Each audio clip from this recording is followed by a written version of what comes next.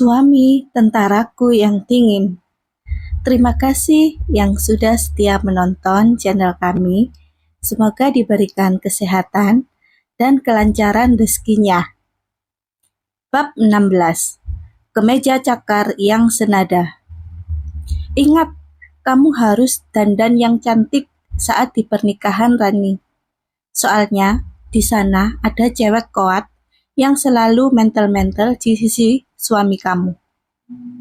Diva memperingati peringatan untuk Halwa di sebuah panggilan telepon. Halwa jadi pesimis mendengar pengakuan Diva. Itu artinya, Koat yang selama ini selalu mendekati suaminya akan hadir di pernikahan Rani nanti. Kalau begitu, sepertinya Mas Cakar tidak mungkin ajak aku berangkat bareng. Jadi, aku akan datang ke pesta pernikahan Rani malam saja setelah acara selesai, sahut Halwa pesimis. Apaan sih kamu ini, Halwa? Kasihan dong Rani. Dia nanti merasa tidak spesial kalau temannya kurang satu. Kamu ini harus datang dan tunjukkan pesonamu di depan cewek pelakor itu, meskipun tanpa diajak suamimu, tegas Diva, memberi semangat untuk Halwa. Pokoknya kamu harus datang jam 1 siang. Urusan kamu kan menghadiri pernikahan Rani, tapi kalau sampai suami kamu tidak ngajak kamu, tega benar deh, lanjut dia. Diva lagi masih di sambungan telepon. Kita lihat besok, Div. Lagian aku bingung harus pakai baju yang mana, balas Halwa, masih pesimis. Kamu kan punya gaun long dress di atas mata kaki yang warna hijau sage itu. Pakailah gaun itu. Lagi pula, gaun itu pantas dan cocok saat kamu pakai. Kamu tahu sendiri, kamu ini tidak bodoh-bodoh amat dalam urusan dandan dan fashion. Bukankah selama ini di salon tempat kamu bekerja, kamu sudah banyak belajar memadu-madankan make up dan pakaian? Urai Diva lagi. Baiklah Diva, kamu tidak usah ngegas begitu, protes Halwa, sembari cemberut. Maafkan hamba nona cantik, habisnya kamu ini sebelum berperang sudah rendah diri duluan. Lagi pula, kamu itu istrinya Mas Cakar, yang statusnya lebih kuat daripada cewek koat itu. Jadi, jangan nyerah dulu sebelum berjuang, omel Diva, masih belum puas. Oke, semoga saja besok kita ketemu ya. Halwa, teriakan Diva langsung menghilang setelah Halwa memutus sambungan telepon. Malam hari. Setelah makan malam, Halwa segera menaiki tangga dan memasuki kamar. Di dalam kamar, ia sejenak menyiapkan gaun hijau sage yang akan dipakai ke pernikahan Rani besok. Gaun itu sudah rapi dan masih sangat bagus, sebab Halwa baru memakainya 1 kali saat ulang tahun Diva 2 tahun lalu. Masih bagus, gumamnya, seraya mengayun langkah ke kamar mandi. Dari kamar mandi, Halwa tidak pernah lupa kebiasaannya, yaitu membersihkan mukanya dengan susu pembersih dan toner. Tiba-tiba pintu terbuka. Bayangan Cakar sudah terlihat dari kaca meja rias. Jantung Halwa langsung berdebar. Ia sungguh menyesal kenapa tadi harus lama di kamar mandi dan buang air besar, sehingga kini ia belum selesai mencuci wajahnya. Besok pernikahan temanku dan juga temanmu. Aku harap kamu tidak mempermalukan aku saat kamu menghadiri pesta pernikahan mereka.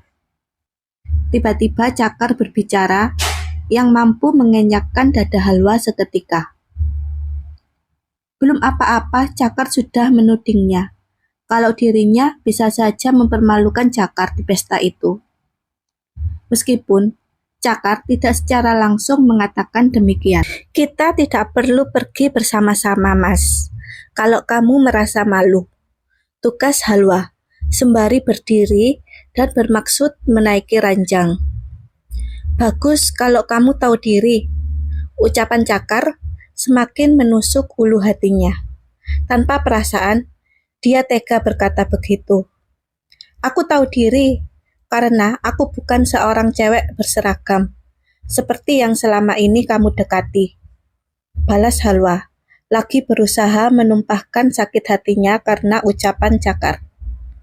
Kamu cemburu, tuding Cakar, menatap tajam.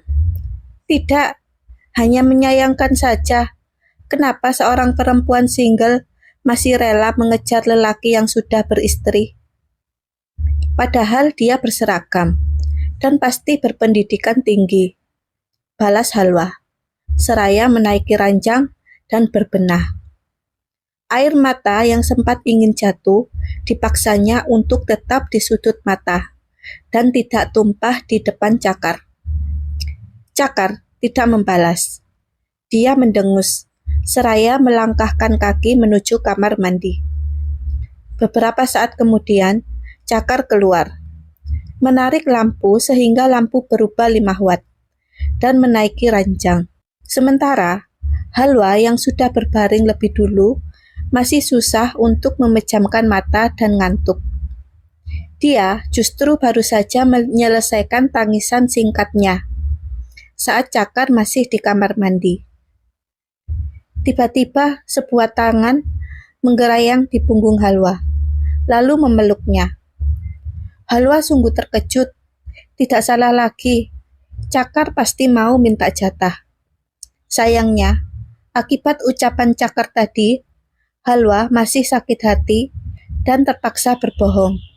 Maaf mas, aku sedang halangan, ucapnya seraya menepis tangan Cakar, lalu menutup seluruh tubuhnya dengan selimut. Cakar kecewa, padahal dia pengen banget malam ini. Hari yang dinantikan tiba.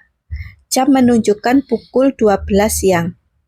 Halwa segera memasuki kamar setelah sholat zuhur di musola tadi. Halwa, bukankah semalam kamu bilang sedang halangan? Tapi kenapa barusan aku lihat kamu sholat? Halwa menahan langkahnya dan menoleh. Halangan hanya tadi malam saja, mas. Sekarang aku sudah bersih, jawabnya, seraya berlalu memasuki kamar dan bersiap merias diri. Cakar menatap Halwa kesal.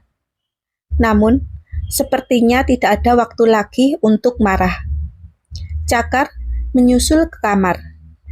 Ia pun harus bersiap untuk menghadiri pesta pernikahan dengan teman seletingnya, Rian. Di dalam kamar, Halwa sudah memakai gaun hijau sagenya. Sekilas, Cakar melihat dengan ujung mata. Halwa terlihat cantik, meskipun belum memoles wajahnya dengan make up. Ganti bajunya, pakai baju lain yang senada dengan yang kupakai, ujar Cakar, memaksa Halwa membelalakkan matanya. Tapi mas, aku tidak ada pakaian yang pantas lagi, yang senada dengan kemeja yang kamu pakai, tepis Halwa dengan wajah bingung. Cari di lemari kamar sebelah, banyak gaun bekas mantan istriku yang masih tergantung rapi. Di sana ada banyak gaun yang senada dengan kemejaku, ucap Cakar, menunjukkan kamar sebelah. Halwa berdiri mematung. Ucapan Cakar tanpa terasa menorehkan luka. Tanpa perasaan, Cakar justru menyuruhnya memakai gaun bekas almarhumah istrinya. Tidak perlu, mas. Aku pakai gaun yang ini saja. Aku tidak perlu senada dengan kamu. Mungkin kamu sudah janjian dengan yang lain dan gaunnya terlanjur sama dengan kamu, ujar Halwa, seraya bergegas menuju meja rias dan meraih semua alat make up-nya. Halwa memilih keluar kamar dan memilih merias wajahnya di beranda loteng itu. Halwa, Patuhi permintaan aku, teriak Cakar. Tapi sayang, Halwa sudah menjauh. 30 menit kemudian, Halwa sudah menuntaskan dandanannya. Gaun hijau sage membalut tubuhnya. Halwa nampak lebih tinggi dan semakin ramping, dengan sandal high heel senada dengan gaunnya. Di bahunya tersampir tas hijau Tosca yang soft, menambah penampilan Halwa semakin anggun. Jangan lupakan rambut Halwa yang diurai dengan ujungnya di curly. Kesannya sangat menggemaskan. Cakar keluar dari kamar dengan penampilan yang sudah tampan sempurna. Aroma wangi parfum yang maskulin tercium sampai ke beranda loteng itu. Tepat saat Halwa akan berdiri dan berjalan menuju tangga. Halwa terkejut ketika melihat Cakar sudah rapi, wangi dan tampan, dengan kemeja hijau senada dengan gaun yang dipakainya. Kenapa Mas Cakar mengganti kemejanya? Batinnya heran. Suara high heels yang bersentuhan dengan ubin kemudian menimbulkan ketukan di lantai. Cukup membuyarkan fokus Cakar. Seketika, Cakar menoleh ke arah suara itu dan menatap ke arah Halwa. Halwa, yang diduganya akan berdandan menor dan memalukan, nyatanya di depan matanya mampu menjelma menjadi seorang perempuan yang sangat anggun dan cantik. Penampilannya sungguh sempurna. Cakar mengedipkan matanya. Sadar, tatapannya telah diketahui Halwa. Halwa semakin mendekat dan berjalan melewati Cakar dan mendahulinya tanpa memperlihatkan rasa kagum. Halwa, kita pergi bersama. Mobil Cakar sudah keluar dari halaman. Rumah di dalamnya, baik Halwa maupun Cakar, tidak sepatah kata pun berbicara. Mereka fokus dengan pikirannya masing-masing. Bersambung.